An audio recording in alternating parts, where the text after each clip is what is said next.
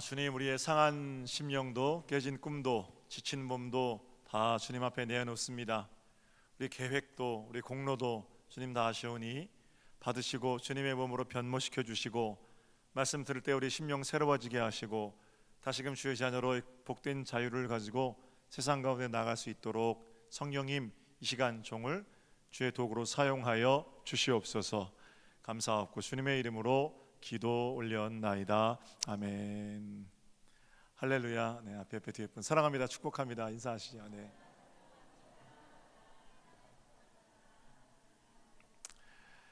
갈라디아서 11번째 시간입니다. 지난주에 저는 너희의 복이 어디 있느냐, 사도 바울의 어떤 안타까운 마음, 또 속상한 어떤 일갈 생각해 보았습니다. 눈이라도 빼어줄 정도로 사도 바울을 사랑했던 갈라디아 교인들이 유대인들의 꾀임에 넘어가서 바울을 대적하는 자가 되었습니다. 바울의 마음이 아팠죠. 그런데 그 서운함으로 소리를 높인 것이라기보다는 사랑하기 때문에 소리를 높인 것이라고 보는 것이 옳습니다. 그리스도인으로서 누려야 할 마땅한 기쁨과 자유를 다 빼앗기고 다시 율법의 종로로 타고 있는 교인들을 보는 것이 바울에게는 가슴 아픈 일이었습니다. 사랑하는 사람이 다시 자유를 잃는 채로 살아가는 것을 보는 그런 아버지의 마음이라고 할까요? 어쨌든 지난 시간 본문 우리 마지막 절 보지 못했는데 20절 함께 보겠습니다. 내가 이제라도 너희와 함께 있어 내 언성을 높이려 함은 너희에 대하여 의혹이 있음이라.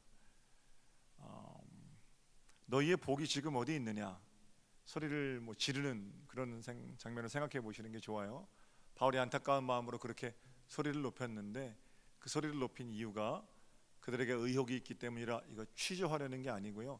그만큼 바울의 마음이 안타깝다라는 겁니다. 내가 왜 소리를 높였느냐 이렇게 말하고 있죠. 여러분, 어떤 일을 당해서 차분히 말한다는 것은 매우 좋은 일입니다. 소리를 지른다고 문제가 해결되는 것 아니고 진리는 함성 소리의 데시벨의 크기로 좌우되는 것 아니기 때문입니다. 어제 인사청문회 하는 거 보니까 그젠가요? 소리를 막 고함을 지르고 그러던데 속상하잖아요, 그죠? 고함을 질러서 자기가 이렇게 괜찮은 사람입니다라는 것을 드러내는 방식, 민도가 높아져서 여든 야든 질문 아닌 질문을 하고 질문 시간에 자기 얘기만 하고 그런 거는 별로 좋은 게 아닌 것 같아요. 그만큼 대한민국이 민도가 높아져 있는 건 사실이에요. 누가 정말로 맞는 질문을 했는지, 또 누가 차분히 말하려고 하는지, 사실을 밝히려고 하는지 이런 것들을 알 수 있죠. 그러니까 소리 지른다고 되는 게 아니라는 겁니다. 그러나 어떤 특별한 상황에서 사람은 차분할 수 없습니다. 아니, 때로는 소리도 질러야 합니다. 내 자녀들이 이유 없이 깡패나 건달들에게 끌려가는데 내가 앉아봐, 한번 차분히 따져보자. 앉지도 않을 거고 따져지지도 않을 겁니다. 그때는 내가 힘이 약하면 경찰서에 신고를 해서 소리를 지르 쫓아가서 그 건달들에게서 우리 자녀를 떼어놓든지, 힘이 없더라도 나서서 맞서 싸워서 건달들을 끌고 가는 그 자녀들을 건져내든지 그런 일들이 있어야 하겠죠. 급하면 소리를 질러야 합니다. 불이 났는데 일단 소리 지르고 불부터 꺼야지, 그죠? 왜 불이 났는지를 따져보자. 그건 불 끄고 하는 문제 아니겠습니까? 바울은 마음이 급했던 겁니다. 예수님 때문에 행복했던 갈라디아 사람들이 예수 안에서 누리는 자유와 평강을 다 잊어버리고 사는 그 모습에 안타까운 마음이 급했던 거죠. 사랑하는 마음, 사랑하기 때문에 안타까운 마음, 그런 걸 가지고 얘들아, 너희의 복이 지금 어디 있느냐 이렇게 외치고 있었던 겁니다. 우리 예수님은 어떠셨습니까? 예수님은 산들바람처럼 고요하신 분이십니다. 그러나 우리 예수님도 손에 채찍을 들으시고 성전에서 장사하는 사람들을 쫓아내신 적이 있으십니다. 그때는 고요한 산들바람이 아니라 엊그제 또 어제 몰아닥쳤던 태풍과 같은 분이셨습니다. 좋은 말로 조곤조곤 얘기해서 여러분, 여기는 기도하는 곳이니까 장사하는 곳 아니니까 여러분 퇴장해 주십시오. 이렇게 하신 것이 아니라 상을 둘러 엎으시고 썩 나가거라 채찍을 드시고 한바탕 소동을 벌이셨습니다. 어떤 사람들에게 그 모습은 성전 모독이라든지 제사를 회방하는 것처럼 보였습니다. 실제로 우리 주님께서는 그 일로 기소가 되기도 하셨고요. 체포되실 때에도 순한 양처럼 끌려가시고 십자가 위에서 욕지거리를 퍼붓고 돌아가신 게 아니라 마치 도살장에 끌려가는 양처럼 그렇게 조용하셨던 주님께서 이토록 소리를 높이신 이유가 무엇입니까? 그건 역시 사랑 때문입니다. 사랑하는 사람들이 하나님 아닌 것에 머리를 조아리고 있는 하나님의 다스리심이 아니라 돈의 다스리심 가운데로 들어가서 살려고 하는 이들에 대한 하나님의 어떤 사랑의 안타까움이 들어 있는 거죠. 하나님 아닌 것이 하나님 노릇을 하는 것에 대한 거룩한 분노입니다. 사랑하는 여러분, 예수님처럼 산다는 것은 그저 차분하기만 한 것은 아닙니다. 어느 때에는 소리를 높여야 합니다. 특별히 내 중심에서 완악함, 이기심, 욕심 이런 것들이 주인 노릇을 할 때는 거기 당당하게 맞설 수 있어야 합니다. 소리를 지르고 기도하는 대한민국의 유일한 전통이 있지요. 통성기도. 우리는 막 주여 그러잖아요. 어떨 때는 그게 너무 세게 발음해가지고 죽여 그러기도 하잖아요. 그죠? 통성기도. 왜 소리를 지르는 겁니까? 하나님께 더 잘 들리게 하려고 그렇게 지르는 겁니까? 이미 하나님 우리 안에 계신데 소리를 지른다고 주님께서 더 빨리 응답하시겠습니까? 그만큼 간절하다는 거죠. 뭐가 간절한 겁니까? 내 안에 찢어지지 않는 고집, 돌아서지 못하는 완악함, 씻겨나가지 않는 욕심 이런 것들이 그렇게 많아서 우리가 그것들을 향해서 소리를 지르고 호통을 치르는 그런 퍼포먼스를 통해서 우리의 완악함들이 씻겨나갈 수 있다는 겁니다. 예수님 아닌 다른 것들이 내 인생의 주인이 되어 있을 수 없습니다. 예수님 안에서 예수님께 묶인 자로 누리는 복된 자유, 그걸 빼앗기고 사는 나의 내면을 향한 통곡의 외침, 바로 그것이 통성으로 함께 올려드리는 기도가 아니겠습니까? 스스로 높아진 마음들 예수 십자가 아래로 끌어내리는 그런 길, 바로 그런 길에 우리가 주님을 향한 가열찬 외침이 있지 않겠습니까? 좋은 거죠. 한 가지 기억할 것은 우리가 주여 이렇게 소리를 지른다고 해서 머리까지 뜨거워지는 건 아니라는 거예요. 또는 매번 그렇게 소리를 질러야만 좋은 기도를 하는 것 아니고 매번 그렇게 소리를 질러야만 믿음이 좋은 사람이라는 것도 전혀 말이 안 됩니다. 사랑 때문에 언성을 높였던 사도 바울도 너희의 복이 과연 지금 어디 있느냐 하고 다그쳤던 안타까운 마음의 사도 바울이 오늘 본문에서는 언제 그랬냐는 듯이 조곤조곤 유대인들에게 복음의 자유를 설교하고 있습니다. 그들이 알고 있는 이야기로 차분히 그들을 설득하는 겁니다. 22절과 23절을 보겠습니다. 기록된 바 아브라함에게 두 아들이 있으니 하나는 여종에게서 하나는 자유 있는 여자에게서 낳다 하였으며 여종에게서는 육체를 따라 낳고 자유 있는 여자에게서는 약속으로 말미암았느니라. 이거는 방금 전에 안타까움으로 소리를 질렀던 대상인 갈라디아 교인들, 유대인 개종자들, 그들이 전부 알고 있는 이야기입니다. 우리도 알고 있는 얘기지만 혹시 모르시는 분이 계실지 모르니까 본문의 이야기를 잠시 정리해 볼게요. 창세기 하나님께서는 아브라함에게 자손을 주시겠다 이렇게 말씀하셨죠. 그저 한 둘 주시겠다는 게 아니라 정말 셀 수 없을 정도로 많이 주겠다 이렇게 약속하셨습니다. 그런데 시간이 지나도 아이가 생길 기미가 보이지 않았습니다. 게다가 아내인 사라는 폐경이 되어서 아이를 낳을 수 없는 몸에 이르게 되었습니다. 아내 사라 쪽에서 먼저 수를 냅니다. 어쩌면 주시겠다고 하는 하나님 체면을 위해서 그렇게 했는지도 모릅니다. 자신의 여종이었던 하가를 씨바지로 아브라함의 침소에 들여보내서 자식을 얻으면 되겠구나. 어찌되었건 하나님께서 아브라함을 통해서 그 민족을 번창케 하신다고 하셨으니 꼭 나이여야만 하는가 이런 생각을 했는지도 모릅니다.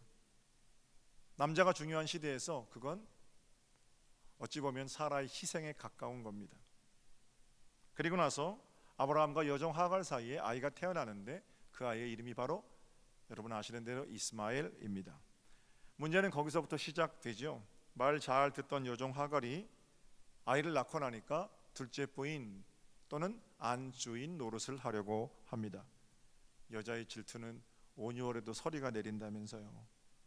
하갈이 아이를 안고 아브라함의 곁에서 젖을 먹이는 모습, 또는 아브라함이 이스마엘을 안고 예뻐하는 그런 모습을 볼 때마다 사라의 질투가 커져갑니다. 더 큰 문제는 우리 하나님께서도 그렇게 인간적인 수단으로 여종을 통해 얻은 아이 또는 그 일들을 기뻐하지 않으셨다는 겁니다. 약속을 기다려서 약속대로 얻은 아들이 아니라 인간 편에서 하나님의 약속을 비틀어서 얻어낸 아들이기 때문입니다. 그로부터 약 15년 뒤에 하나님께서는 아브라함과 사라에게 약속하신 대로 그들의 태에서 아들을 주시는데 그 아들의 이름이 바로 이삭입니다. 바울이 그들이 알고 있는 이 아브라함의 이야기를 끄집어내는 이유는 여종 하갈을 통해 얻은 아들은 육체의 아들이라는 겁니다. 아내인 사라를 통해서 얻은 아들은 하나님의 약속의 성취, 이렇게 말하고 있습니다. 자, 그 일에 대해서 24절 이런 해석을 덧붙이는데 25절까지 읽을게요.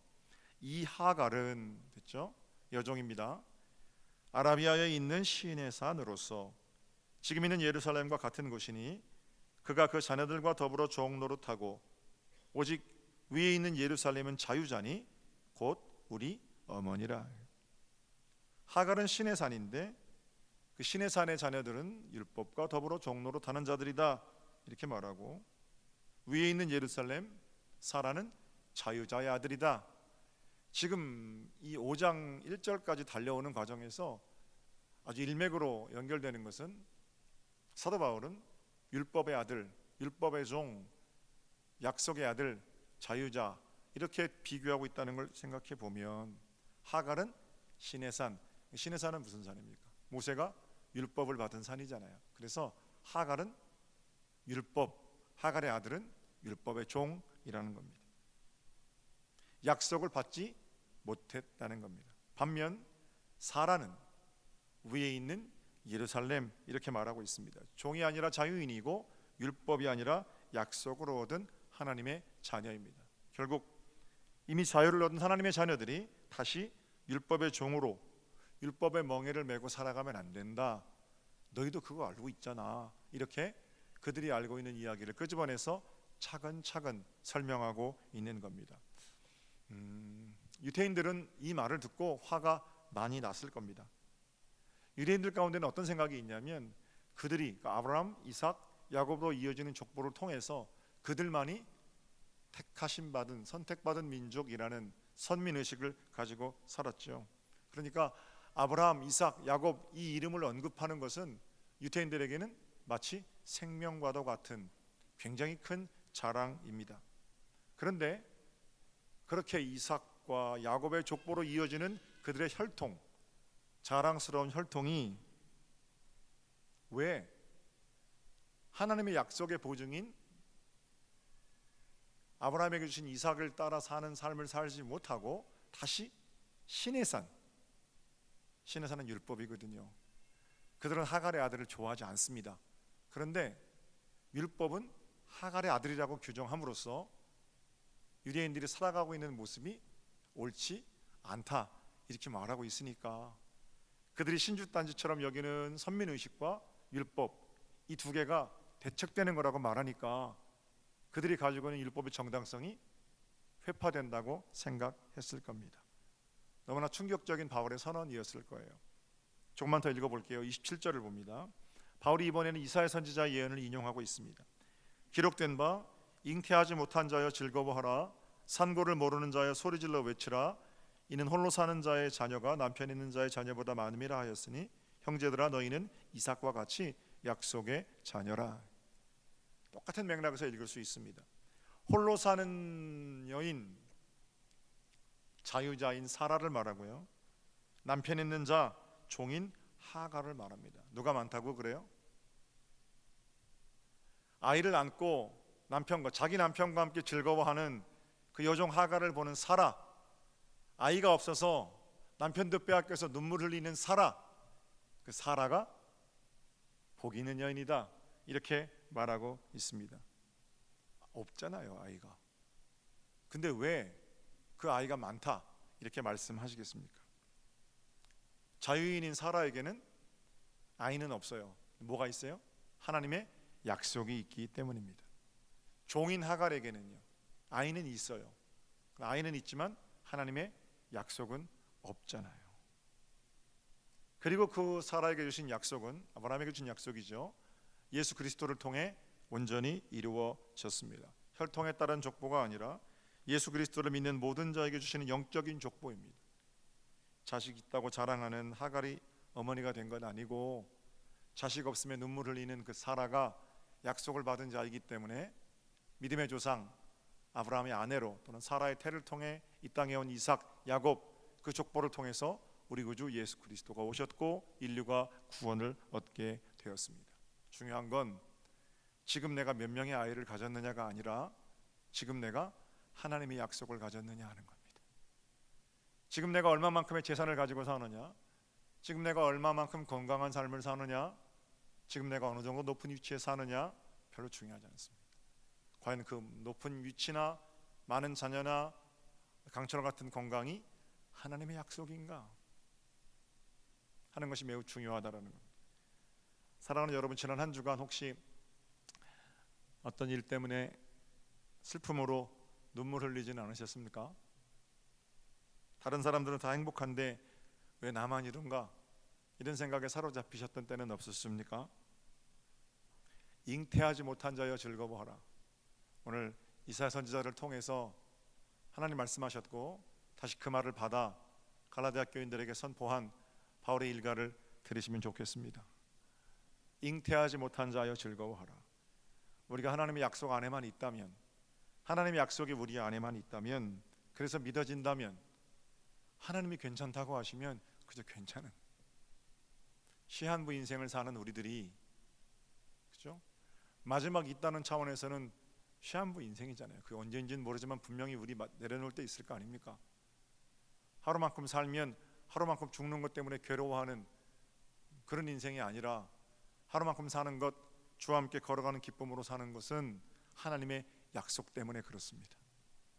하나님의 약속이 없으면 늘어가는 주름, 굽어가는 허리, 펴지지 않는 무릎, 이런 거 어떻게 감당합니까?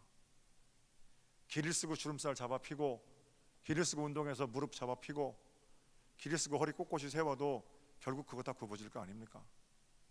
그러나 하나님의 약속 가운데 있다면 깊어가는 주름, 이런 것들은 하나님께로 가는 길인데, 중요한 건 하나님의 약속이 있는가, 하나님의 약속이 없는가 하는 거죠.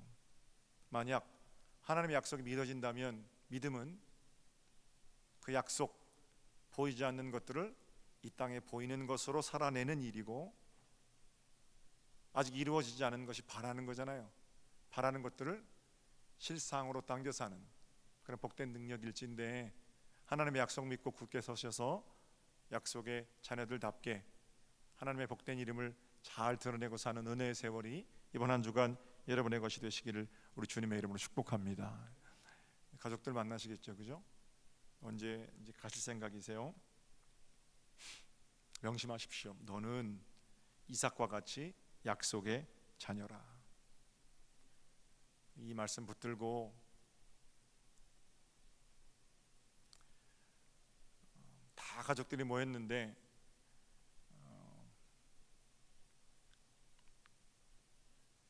예수 믿는 며느리는 앉아서 대접만 받고, 절 다니는 신임이는 그렇게 섬겨주고, 그래서 예수님이 좀 맞는 것 같은데 사는 거 보니까 절 다니는 신우이가 더 잘 섬깁디다, 이런 말 들으면 안 되잖아요. 누구든 남에게 대접을 받고 싶은 대로 남을 먼저 대접하라. 그러면 이번 명절에는 큰아들, 둘째 아들 똑같이 합시다. 공평과 정의의 그런 하나님 나라가 아니라, 내가 약속받은 하나님의 자녀니까 내가 좀 손해보고, 내가 좀 먼저 섬기고, 제발 좀 재산 때문에 싸우지 좀 말고, 그렇게 가족들 모인 자리에서 믿는 사람이 손해 보는 게 좀 어때요? 약속 가진 자들인데. 말 따져봅시다. 그렇게 하지 말고 그냥 먼저 다 하시고 좋은 땅 하시고, 아브라함이 조카 롯에게 했던 것처럼 당신이 좌하면 내가 우할 거고 당신이 우하면 내가 좌할 거고, 이게 어떻게 가능해요? 우리 약속 믿는 사람들이잖아요. 약속 믿는 하나님의 자녀답게. 그래서 야, 믿는 사람은 달라도 좀 뭐가 다르네 하는 소리를 듣고, 그랬을 때 평강을 이루어내는, 보이지 않는 하나님의 나라를 당겨 사는 하나님의 자녀된 복이 서정교회 성도들의, 가족들의 모임 자리에 이름하시기를 우리 주님의 이름으로 축복합니다. 당신이 며느리인데 하기 이전에 그 사람 처갓집에서는 눈에 넣어도 안 아까운 딸이잖아요. 그죠? 내 딸도 있는데 언제나 그렇게 대접을 받고 싶은 대로 남을 먼저 대접하며 사는 그런 나라가 하나님의 나라라는 사실을 기억하면, 또 그렇게 행할 수 있는 근거는 우리 가운데 주신 하나님의 약속의 나라, 바로 그 나라가 이미 와 있기 때문이겠죠. 자, 이런 상황에서 약속의 아들들이 육체의 아들들에게 괴롭힘을 당하게 되죠. 29절입니다. 29절. 그러나 그때 육체를 따라 낳은 자가 성령을 따라 낳은 자를 박해한 것 같이 이제도 그러하도다. 그때 박해가 있었다는데 어떤 일이 있었냐면요, 창세기 21장에 하갈의 아들인 이스마엘이 사라의 아들인 이삭을 희롱하는 장면이 있습니다. 바울은 그걸 박해라고 말하고요, 지금 우리말 성경에는 놀리는지라 이렇게 되어 있고, 옛날에 개역 한글판에는 희롱하였다 이렇게 되어 있어요. 영어 성경에는 멍크 되어 있어요. 멍크. 가지고 놀았다는 거죠.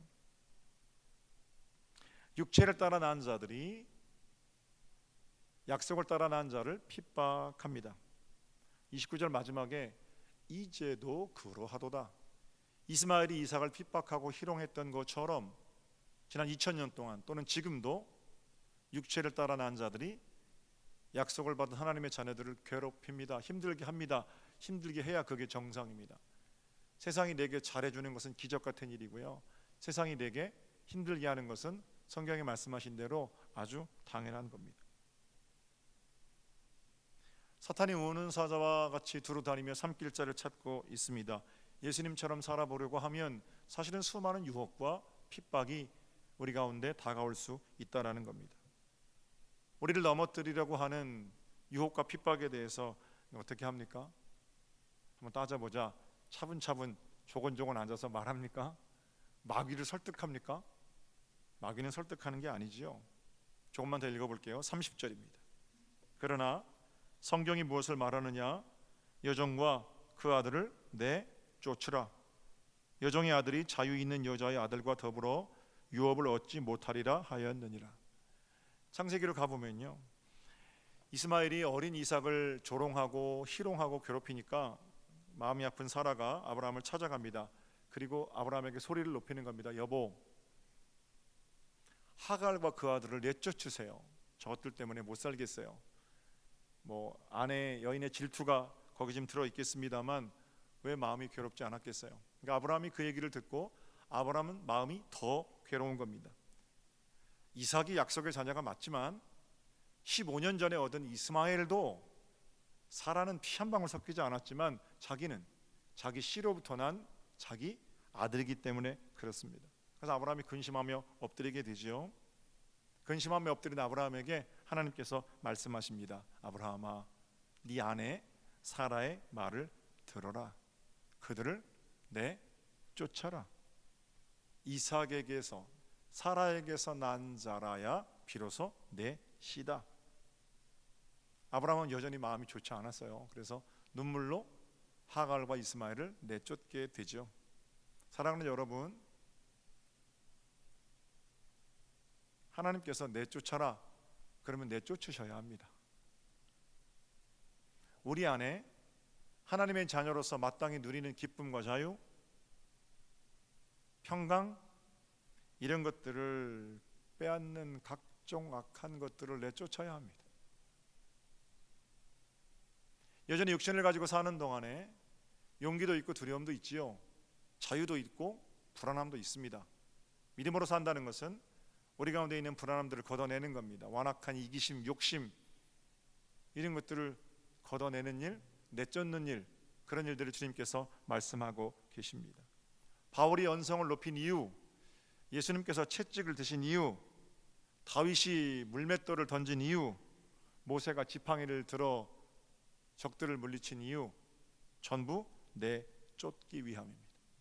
우리 안에 있는 두려움, 이기심, 완악함들을 내쫓는, 오해하지 말아야 될 것이 있는데 이 곧바로 다른 사람들에게 적용되는 일은 아니라는 겁니다. 또는 이방 민족들을 내쫓아야 한다, 근본주의자들이 말하는 그런 기독교 어떤 승리주의, 시오니즘과는 구별된다라는 겁니다. 이걸 혈통으로 읽으면 안 돼요. 바울은 지독하게 고집스러운 유대인들을 정죄하기 위해서 이 이야기를 쓰고 있는 게 아닙니다. 다시 한번요. 바울은 이방 민족들을 내쫓아라, 저들은 하나님의 약속을 못 받았으니까 저들과는 함께 할 수 없다, 그러면서 마구 자기 욕심대로 이방을 침입하는, 또는 아랍 민족들을 공격하는 근거로 이 본문을 사용하고 있지 않다라는 겁니다. 내어 쫓으라 하나님 말씀하시거든요. 그리고 나서 창세기 21장에 곧바로 다음과 같은 말씀을 주십니다. 창세기 21장 13절이에요. 그러나 여종의 아들도 내 신이 내가 그로 한 민족을 이루게 하리라 하신지라. 내쫓으라, 저것들은 악마다, 이게 아니고요. 내쫓으라 그렇게 말씀하시고, 여종의 아들의 씨를 말려버리겠다, 전혀 그런 게 아니고요. 내가 그들로도 그들이 한 민족을 이루어 살게끔 하겠다. 하나님께서 아브라함과 사라의 실수를 통해서도 일하시는 하나님이심을 말씀하고 계신 겁니다. 이런 이야기들을 민족 기원설화 이렇게 이야기합니다. 이스라엘을 제외한 모든 아랍 국가들의 기원을 말해주는 그런 이야기입니다. 바울은 이거 잘 알고 있습니다. 바울은 이방 민족의 씨를 말립시다 이러고 팔벗고 나선 자가 아닙니다. 오히려 이방인들을 위해서 자기의 목숨을 걸었던 이방인 구원의 좋은 다리였습니다. 그런 자가 이 본문을 사용해서 이방 민족들의 씨를 말립시다, 이스라엘은 기독교 국가고 아랍은 이슬람 국가니까 기독교 국가인 이스라엘이 영원하라, 무식한 소리입니다. 이스라엘이 무슨 기독교 국가예요? 그런 차원에서 한 민족과 혈통을, 또는 그 혈통과 민족의 택함 받음을 보증하는 본문으로 사용할 수 없다라는 겁니다. 유대인들은 이삭과 아브라함, 야곱의 자손이어야만 했습니다. 동시에 그들을 지탱해줄 율법을 가지고 있었습니다. 그런데 그들이 붙들고 있어야 하는 율법, 그 율법이 정작 내쫓아야 할 하갈이라는 겁니다. 제가 쉽게 바울의 말을 좀 해볼게요. 보아라, 하나님도 말씀하시지 않느냐, 하갈과 그 아들을 내쫓으라. 그런데 너는 왜 다시 그 율법, 신의 산, 여종의 멍에를 메고 종의 자리로 들어가려고 하느냐. 그 이야기를 너무나 잘 알고 있는 유대인들을 향한 사도 바울의 마음, 그걸 말하려고 창세기 이야기를 끄집어대고 있는 거지, 사도 바울이 무슨 이방을 멸절하라 이렇게 얘기하고 있는 건 아니에요. 31절을 보세요. 바울이 정말 하고 싶은 얘기입니다. 그런즉 형제들아, 우리는 여종의 자녀가 아니요 자유 있는 여자의 자녀니라. 혈통으로 난 게 아닙니다. 아브라함을 통해 약속하신 것이 예수 그리스도를 통해 이루어졌고, 위에 있는 예루살렘, 이제는 지리적으로 자기들이 세계의 배꼽이라고 자처하는, 우리가 내년에 예루살렘 가지만 예루살렘으로부터 착착착 이렇게 해서 구원이 이루어진 이런 종류의 약속이 아니라 위에 있는 예루살렘. 우린 유태인이 아닙니다. 이스라엘 사람들이 아닙니다. 그럼에도 불구하고 예수 그리스도의 보혈의 공로로 하나님의 자녀된 우리들에게 임하는 구원, 이런 종류의 차원과 층위가 구별된 하나님의 역사를 말하고 있는 거죠. 어떤 사람들은 이 본문을 가지고 위에 있는 자유자, 어머니 이렇게 말하니까 어머니 하나님 이런 얘기를 하는 집단도 있습니다. 잘못된 사교 집단이고 이교 집단이에요. 어머니 하나님이라는 말은 저도 가끔 씁니다만, 하나님 안에 부성과 모성이 동시에 있다는 것이지, 세상에 있는 어떤 여자가 아버지 하나님의 시대가 끝나고 어머니 하나님의 시대가 열린다는 그런 뚱딴지 같은 소리가 아닙니다. 바울이 지금 뭘 말하고 있는지가 1절부터 쭉 이어져 오는 본문들을 읽어야 되는데 여기만 딱 택해가지고 아버지 하나님의 시대가 가고 뭐 어머니 하나님, 그 어머니 하나님이 어떤 여자고 그런 것들을 보증하기 위한 이단에서 사용되어지는 본문일 수 없고, 저는 캐톨릭을 존중하는 목사입니다만 로마 카톨릭에서 높이 올려놓은 성모 마리아의 위치를 보증하는 본문도 아니에요. 마리아는 피조물입니다. 하나님께서 만드신 인간이에요. 굉장히 위대한 그런 여인이긴 합니다만 하나님의 어머니라는 이름으로 특별한 자리에 올려져 있는, 그래서 자유자의 어머니 이런 식으로 연결될 수는 없다라고 생각합니다. 율법이 아니라, 율법의 종이 아니라 자유자의 자녀, 하나님의 자녀라는 뜻으로 읽으셔야 합니다. 자, 여기까지가 이제 쭉 4장까지 갈라디아서 일맥으로 12시간 동안 달려왔어요. 그리고 바울이 진짜 하고 싶은 얘기가 있어요. 성경에서 제일 중요한 본문들을 몇 군데 뽑으라면 제가 거침없이 뽑는 본문이기도 합니다. 그리스도인의 자유의 마그나 카르타, 자유의 대헌장 5장 1절입니다. 다 같이 볼게요. 한 목소리로 갑니다. 시작. 그리스도께서 우리를 자유롭게 하시려고 자유를 주셨으니 그러므로 굳건하게 서서 다시는 종의 멍에를 매지 말라. 할렐루야. 네, 선포하는 겁니다. 그러니까 율법이 아니라 약속이니까, 종이 아니라 아들이니까, 다른 복음이 아니고 예수 그리스도, 그분이 우리에게 자유를 주신 것을 기억하면서 굳건하게 서십시오. 다시는 종의 멍에를 매지 마라. 쭉 이어온, 지금이야 장절이 나눠져 있지만 이게 한 편지입니다. 쭉 이어온 그 아주 장구한 편지가 5장 1절에서 결론 지어지는 거예요. 자유. 그리고 나서 5장과 6장 나머지 부분은 갈라디아서 실천편입니다. 자유를 가진 자들이 어떻게 살아야 하는지, 자유를 가진 자들이 다음 시간에 사랑으로 역사하는 믿음을 가지고 살아야 합니다. 그 다음 시간에 자유를 가진 자들은 성령의 열매를 맺으며 살아야 합니다. 그렇죠? 4장까지는 갈라디아서 이론편, 5장 1절 그 말을 하기 위해서 이제까지 온 거고요. 우리를 자유롭게 하셨습니다. 그러므로 사랑하는 여러분, 굳건하게 서서 다시는 종의 멍에를 매지 마십시오. 자유를 가진 자들은 이렇게 삽니다. 실천편이 되는 겁니다.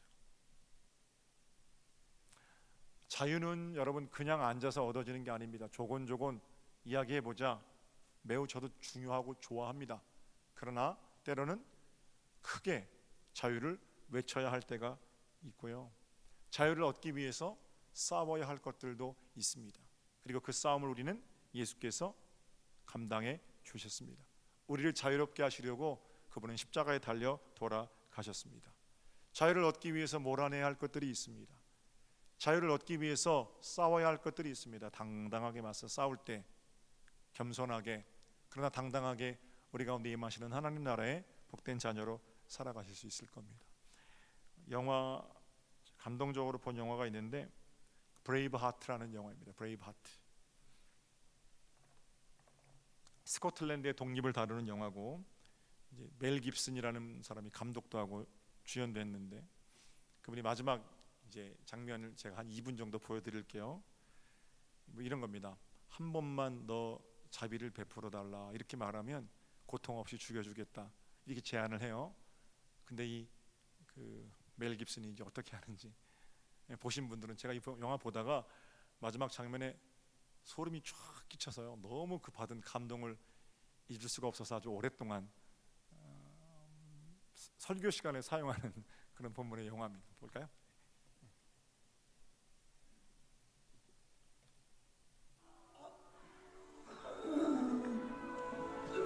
It can all end right now. Peace, bliss. Just say it. Cry out. Mercy.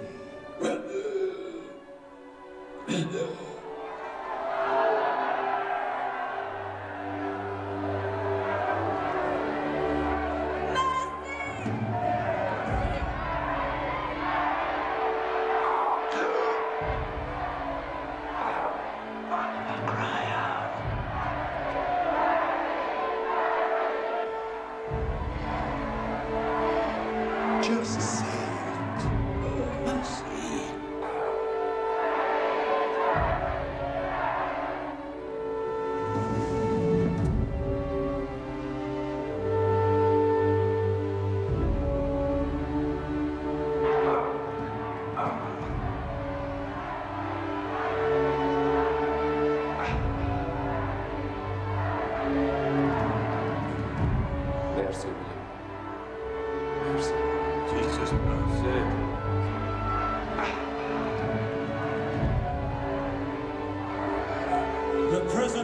wishes to say a word.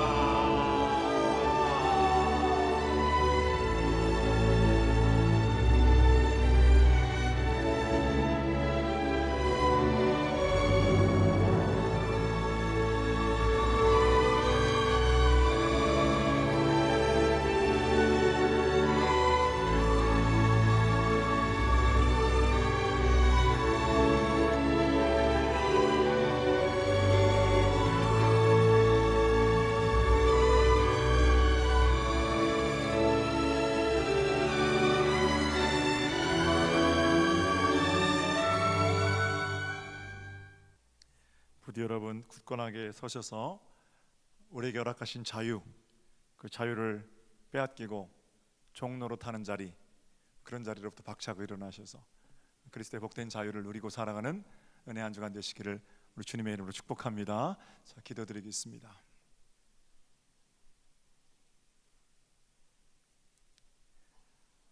그리스도께서 우리를 자유롭게 하시려고 자유를 주셨으니 그러므로 굳건하게 서서 다시는 종의 멍에를 매지 말라. 하나님의